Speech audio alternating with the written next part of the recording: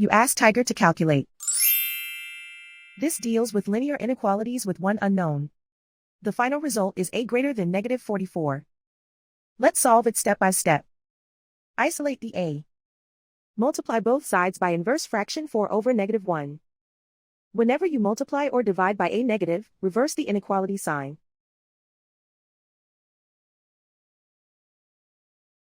Group like terms.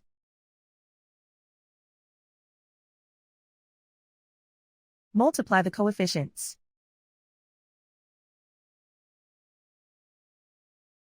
Simplify the arithmetic.